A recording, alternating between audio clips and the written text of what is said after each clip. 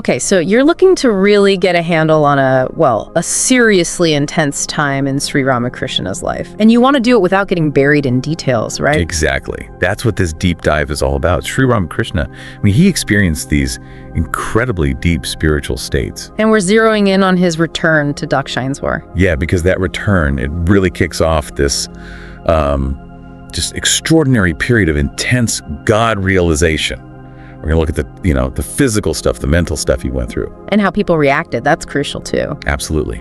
We've got this rich biography as our main guide through this, fascinating time. Yeah, and what really jumps out from the biography is how fast it all came back when he returned to Dakshineswar. Right. Not gradual at all. No, it was like flipping a switch.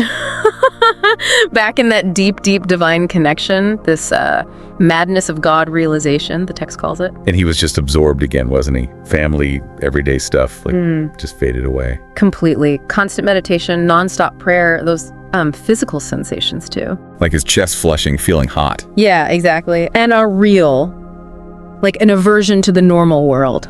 Plus, he wasn't sleeping. It sounds completely overwhelming. It does. But here's the thing. Because he'd experienced states like this before, Sri Ramakrishna himself wasn't actually that worried this time. Oh, okay. So he had some kind of internal framework for it. Seems like it. He sort of understood what was happening to him. But everyone else, that's a different story. Oh, absolutely. Mathur, the others, they saw the symptoms return and, naturally, they feared a relapse. So back to the doctors. Yep. They brought back Firaj Ganga Prasad Sen, tried more medical treatments. Yeah. Same result as before, didn't touch it.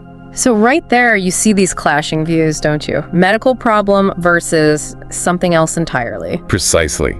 And that leads to this really insightful moment in the biography. There was a visiting physician from East Bengal, I think. Yeah. And he hears the symptoms and offers a totally different perspective. He called it divine madness. Divine madness. Resulting from yogic practices. And he said, point blank, medicines wouldn't help. Wow.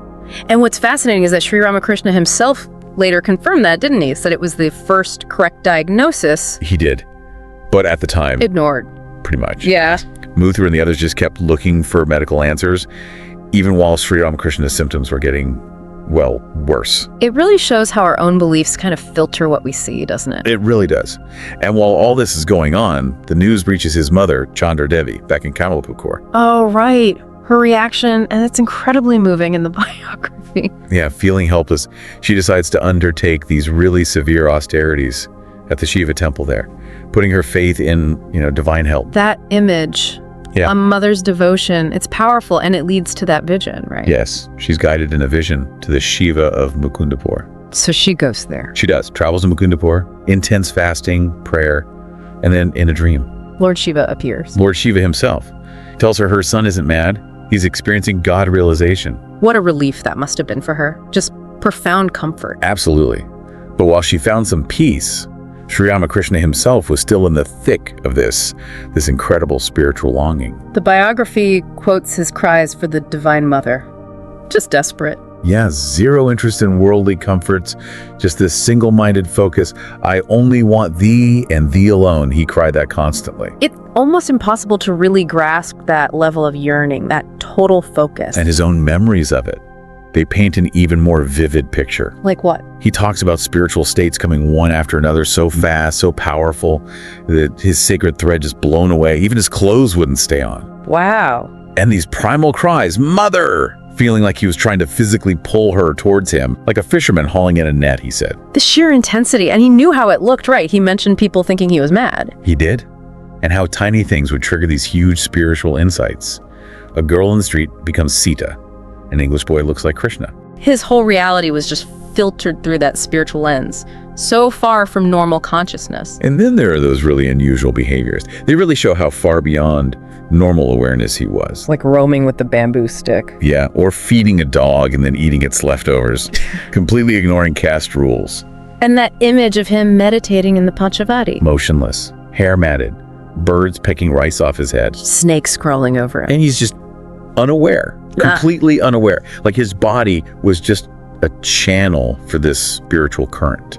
Then the biography talks about these wonderful experiences during meditation. These are pretty out there. They really are. This recurring vision he had.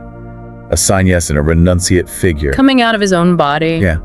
Holding a trident, forcing his concentration onto God, even threatening him if his mind wandered. That suggests some kind of intense internal guidance or a struggle. It seems like it. And the same sannyasin figure is seen destroying the Papa Purusha. The embodiment of sin. Right. These are really potent symbolic visions. And what about the luminous figure? The one that stepped out of his body and traveled. Yeah, traveling to distant places, seeing deities, joining and chanting, Yeah. then coming back. Like an out-of-body experience, but described spiritually. What do you make of that? And then there's the other sannyasin vision. A young one who looked like him. Acting as a guide. A constant teacher, yeah. Sometimes he was partially aware of it, sometimes completely absorbed watching it. It's like his own purified mind taking form, maybe. An internal guru. The biography really stresses that an ordinary person just couldn't have survived this intensity. No way. It was only his constant connection to the Divine Mother, that focus, that let him withstand it. And the physical toll?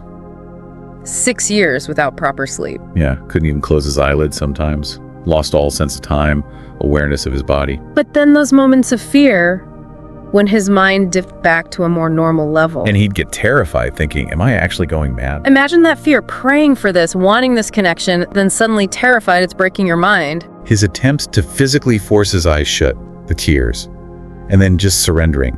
Let it be as thou wishest. Reveal thyself. That back and forth, suffering and surrender. Which, connects to his later teaching. The idea that a truly pure mind becomes the guru. Ah, right. So these visions, the double, maybe not literal external beings, but powerful manifestations of his own deep concentration, perhaps.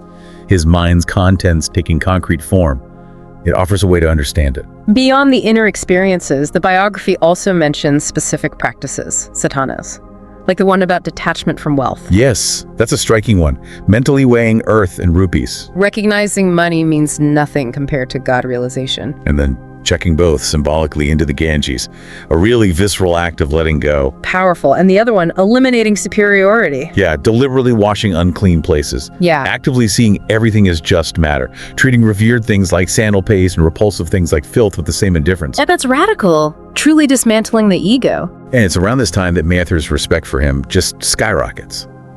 That incident in the Shiva temple. Oh yeah, tell us about that. Sri Ramakrishna is reciting this hymn, the Mahimna Stotra, and gets completely overwhelmed, just overcome with divine feeling, tears streaming. Can't even continue the hymn. No, just overcome. And some temple employee gets officious, wants to remove him. And Mathur steps in. Fiercely protective, tells the guy off, shows real loyalty. And then Sri Ramakrishna comes back to normal awareness and asks, like a child, did I do something wrong? Yeah, shows that complete lack of self-consciousness in those states. But the really pivotal moment for Mathur's devotion, that was the remarkable incident on the veranda, right? That seems to be the big one. Mathur sees Sri Ramakrishna pacing and then sees his form change. Change into the Divine Mother, and then into Lord Shiva, alternating between them. Whoa, imagine seeing that. Right. Mathur apparently rubbed his eyes, couldn't believe it.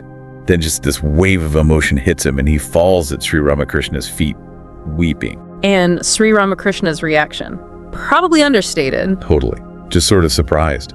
But later he reflected on Mathur's devotion, saying the mother herself showed Mathur these things. He even mentioned Mathur's horoscope. Yeah, saying it predicted his chosen deity would, walk and talk with him in the flesh. A fascinating mix of direct experience and destiny. And the result for Mathur. His devotion just exploded, 1,000-fold increase, the biography says. Serving Sri Ramakrishna became his highest goal. Their bond really solidified then. We should also mention Rani Rasmani's passing during this time. Right, important context. The biography notes she died satisfied, having seen the Dakshineswar temple established and running. It seems she found peace in seeing her vision realized, though there's that mention of some bitterness at the end. Yeah, about her daughter and a property waiver. Shows those human complexities are still there, even at the end. But her final moments by the Ganges, seeing the Divine Mother. A vision of the mother approaching in light, yeah. And even her last words involved her daughter. It paints a picture of someone deeply spiritual right to the end. So with the Rani gone, Mathur becomes the sole executor. And his desire to be near Sri Ramakrishna just grows stronger. He's looking after his every need, even apparently observing him in disguise sometimes. In disguise. Wow, that's dedication. It really shows you. And it was timely because Sri Ramakrishna himself felt he'd need support for all the different spiritual paths he was exploring. He'd actually prayed for someone like that. And the biography names Mathur as the first of 5 key supporters provided by the mother. Exactly. Mathur was eager to help in any way, and Sri Ramakrishna was kind, but totally uncompromising on principle. absolutely. That independence is crucial, like the incident with the stolen jewels from the Radhakanta temple. Right, Mathur gets angry, criticizes the gods for not protecting their stuff. And Sri Ramakrishna shuts him down, reminds him God is detached from material things. Or Mathur's offer, a huge estate for Sri Ramakrishna. Met with a thunderous rejection, I think is the phrase. The fear of worldliness was just so strong in him. Yet their bond endured. Mathur kept inviting him to his home in Jaun Bazaar. Yeah, they had good times, carriage rides. Mathur gave him gifts, expensive utensils, robes. But Sri Ramakrishna accepted them like a child, right? Without attachment. Exactly. That story about the expensive shawl really captures it. Oh yeah, the shawl. He liked it at first. Like a kid with a new toy, yeah.